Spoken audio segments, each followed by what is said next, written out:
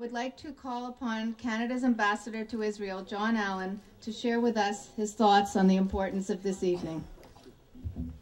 Erev Tov, Lekulam, Bruchim Habaim, welcome, bienvenue, bienvenidos a nuestros amigos de Panama, de Cuba,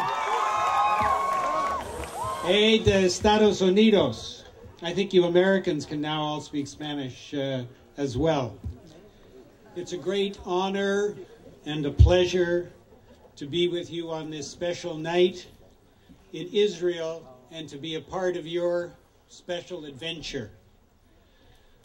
For foreigners, it's sometimes difficult to explain how a country can move in so short a period of time from the solemnity and sadness of Yom Hazikaron to the joy and celebration of Yom Ha'atzmaut.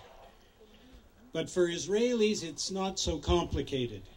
The defense of the state and the sad losses that have resulted from such a defense are an integral part of Israel's history, survival, and its present.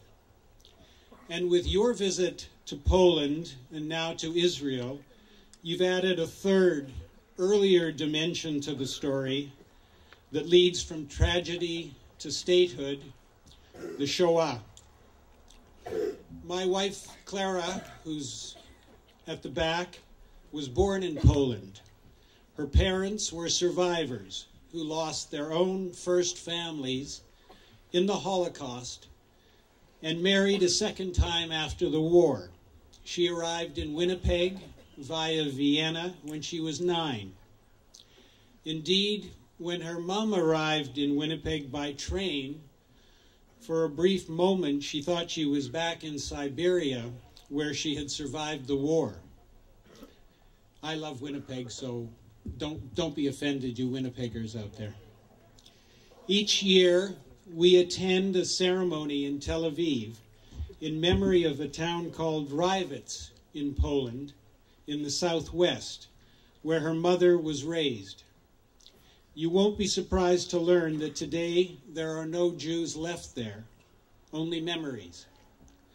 But as we transition from Yom HaZikaron to Independence Day, we can begin to celebrate what Israel has become and to look forward to an even better and more peaceful future.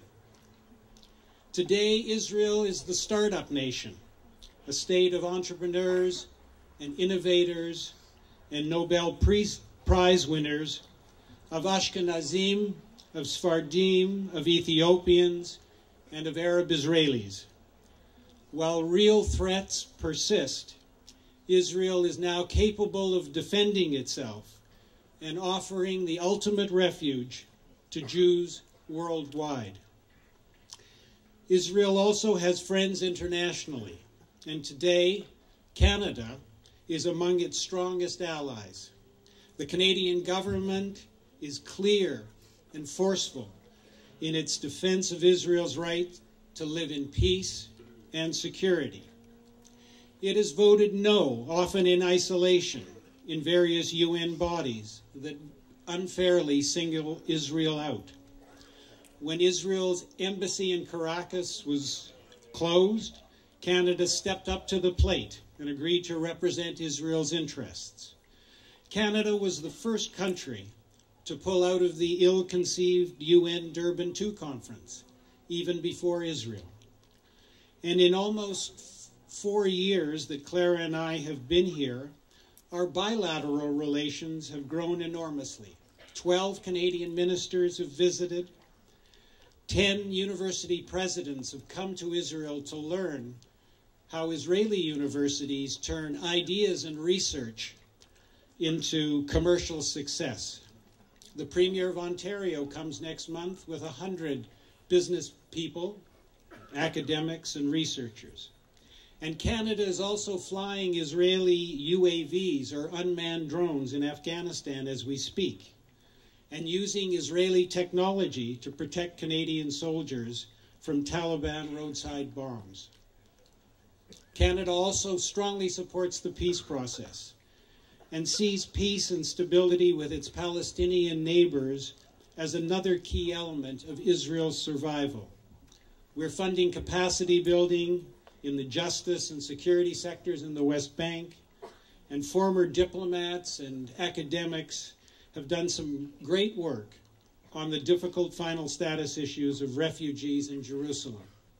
So let me close by wishing Israel peace, security, and stability going forward, and thanking all of you for being here and supporting this amazing country. Toda rabah.